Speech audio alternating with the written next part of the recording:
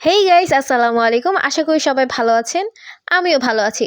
চলে আসলাম আরেকটি ব্লগে। এখানে দেখতেই পাচ্ছেন একটু সাজুগুজু করে নিচ্ছে আমার মা।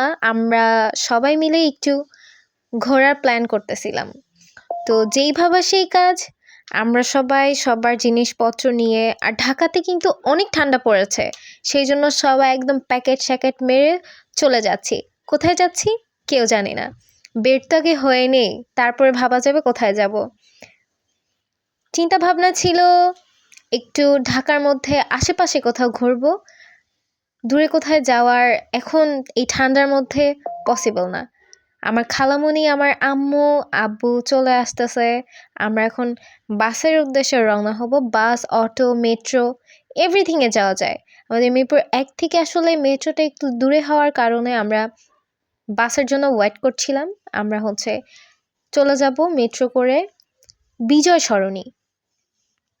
সেই ক্ষেত্রে আমরা প্রথমে প্ল্যান করেছিলাম যাব মেট্রো করে, কিন্তু আর বেশি দূর দেখে যাওয়া হলো না। বাস জার্নি করার অত এনার্জি আমাদের নেই এই ঠান্ডার মধ্যে।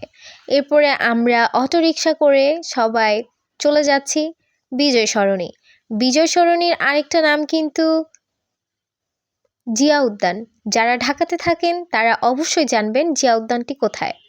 সংসদ ভবনের অপোজিট সাইডে। আমরা চলে যাচ্ছি ৬০ ফিটের রাস্তা দিয়ে বিজয় সরণি। আপনারা দেখতে পাচ্ছেন ঢাকা শহরের রাস্তা কত স্মুথ, কিন্তু মেইন রোডে, হাই রোডে যে কত জ্যাম, একমাত্র ঢাকা শহরের মানুষরাই এটা ফেস করে। এত প্রবলেম। এই যে দেখতে পাচ্ছেন এইখানে আগে বাণিজ্য মেলা হতো, এখন হয় না। এই যে সামনে মেট্রো। আমরা কিন্তু খুব কম সময়ে চলে গিয়েছিলাম।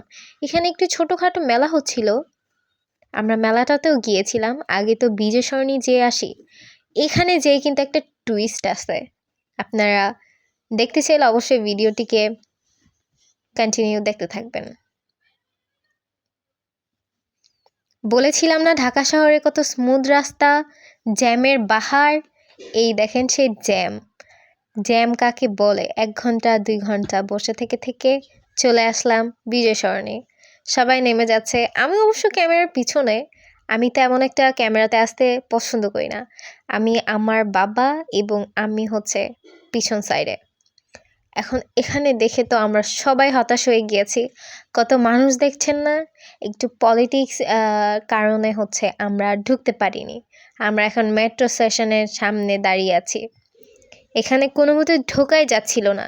আপনারা নিশ্চয়ই জানেন বাংলাদেশের অবস্থাটা কী।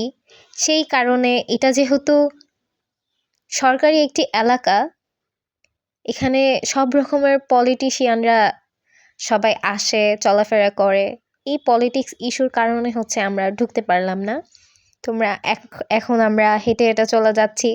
অন্যদিকে আপনারা দেখতে পাচ্ছেন এখানে আমার ছোট্ট বেবির মতো বেবি, আমাদের খুব আদরের। আমার বোন হয়, খালাতো বোন। আমার কাজিন অনেক বায়না ধরছিল একটু শিশু মেলায় যাবে, একটু শিশু মেলায় যাবে। তো আমরা ওই উদ্দেশ্যে হাঁটলাম। এই যে হাঁটা শুরু করেছি, ১ ঘন্টা হাঁটতেই আছি। এর মধ্যে অনেক মজা হয়েছিল। হাঁটার মাঝেও কিন্তু অনেক